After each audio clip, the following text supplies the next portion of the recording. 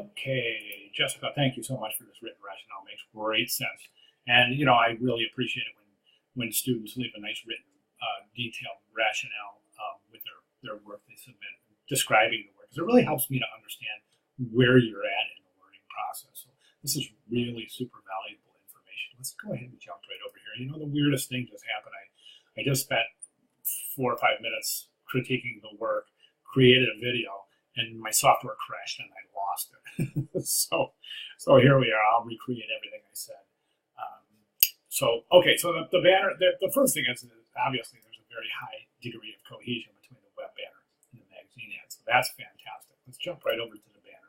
The first thing I see when I look at the banner is I see an imbalanced composition. And I say that because most of the visual weight is right here, concentrated right here in the composition. And visual weight acts like a magnet. It pulls the eye in and doesn't let it go.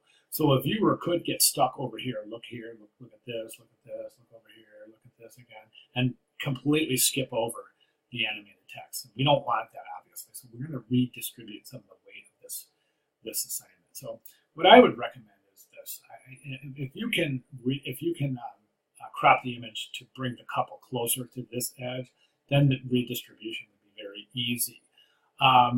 So that entails one of two things. Either, I don't know how much room is on this side of the image, if you have any at all. If so, that's a perfect world, right? You can just move this over till the couple's about right here. Okay, leaving a little bit of space between the left margin and where the couple is, but opening up a little bit of an area. So right now there's so much area between the couple and the left margin that you're almost forced to put something in there. Otherwise, the negative space seems a little ambiguous, right? So what I would recommend is this. So if you don't have enough room over there to just slide the image over, go ahead and recrop. Watch my cursor. So here's the edge of the page, somewhere right around here, and just recrop something like this. Okay, so that there's a little bit of a buffer there between the couple and the left margin, but it opens up this area and allows us to redistribute some of this weight. The next thing I would do is take this logo, move it down to this corner. Okay, remove the contact information all together. Don't need it. It's a web banner. Viewers know if they click on it, it'll link right to the site where all pertinent information is readily available. Okay, that'll clean up this. Now, I'll tell you about what we're going to do here in 1 second. We're going to I'll tell you right now. We're going to move this.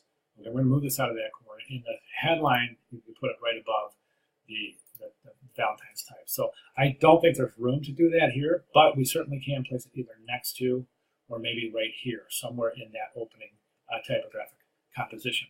I would recommend leaving the headline and the subhead static. So don't animate it, okay? The rubric requires that you animate the call to action. So what I would do is left align the type. Start it right about here, where the A is. You might have to reduce that type size. So Valentine's Day, treat her to a romantic getaway. Don't animate it. Leave it stay through the entirety of the banner. Then over right down here, indent it a little bit. Then you'll animate your call to action, which is a combination or whatever you want to use out of here for your call to action. Let's say it's buy 2 nights, get 1 free. Okay, so you have headline, subhead, call to action, buy 2 nights, get 1 free. Animate it in, fade it in, let it stay visible for a second, maybe a second and a half, maybe 2 seconds. Then animate it out slowly, and then repeat that loop. Okay. So in summary, we're going to redistribute the weight. We're going to move the logo down to the lower right-hand corner. Remove the contact information. Somewhere over here under the type at the bottom in white type, you can say just something like St. Thomas, U.S. Virgin Islands, just to let the viewer know exactly where we're looking without being too specific, just to know where it's at. Okay, headline, subhead, left align, bring that subhead a little closer to the headline. Fade in the call to action, let it stay for a second, fade it out.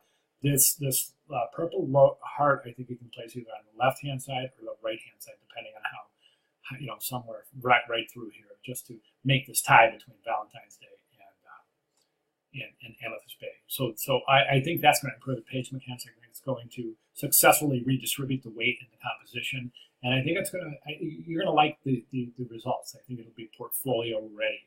Okay, those are my recommendations for changes in your banner ads. So if you have any questions at all, or you need me to clarify anything I've said, please let me know. I'll be glad to do that. Thank you very much.